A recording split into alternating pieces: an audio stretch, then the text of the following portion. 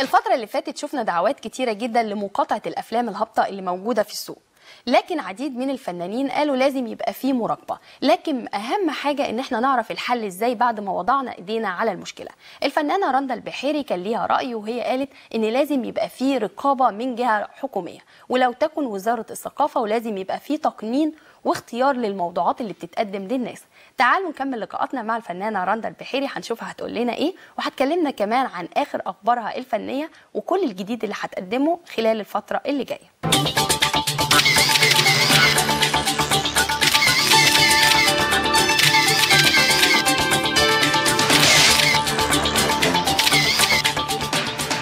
وزارة الثقافة المفروض تشرف بقى على إنتاج يعني كمية أفلام الفترة الجاية، علشان خاطر الأفلام تبقى تحت إشراف وزارة الثقافة، أفلام تبقى تتعمل بشكل كويس، أفلام تبقى. وأنا مش بهاجم الأفلام الموجودة، برضو الأفلام اللي موجودة في ناس بتحبها، أنا أتفرج عليها، مش هاخد منها اللي أنا عايزاه، لكن ما أقدرش أخلي ابني يتفرج عليها أشكله وجدانه من دلوقتي بنوعية معينة من الأفلام، ما أقدرش.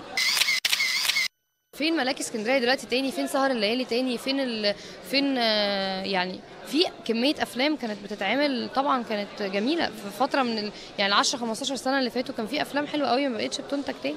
يا سيدي فين اسماعيليه رايح جاي؟ يعني عارف اسماعيليه رايح جاي كان فيلم صغير وممكن يكون كان لو بادجت، بس كان في كوميديا لذيذه ودمها خفيف، وكان في فكره واتعملت على قدهم ساعتها، بس كان فيلم حلو جدا. تخيل صحيح لما يبقى نجم بحجم النجوم اللي كانت هتنزل، فاهم، وما يرضاش ينزل في العيد عشان جمهور العيد بقى ليه نوعيه معينه، يعني جمهور العيد بقى ليه شكل. انا بخاف اروح السينما في العيد، يعني انا بخاف اروح السينما في العيد، رحت السينما في العيد لقيت حاجات مش ممكن تقدر تشوفها. ف ما اعرفش، يعني توعيه الشارع اهم حاجه، اهم حاجه ان احنا نبتدي بالناس، ان احنا نوعي الدنيا، الناس ان هم يبتدوا ولادكم هيتفرجوا على ايه، ده سلاح مهم جدا، ما ينفعش يشوفوا اي حاجه. كلاكات لسه ما كملناهوش، يعني ربنا يسهل بقى ونكمل.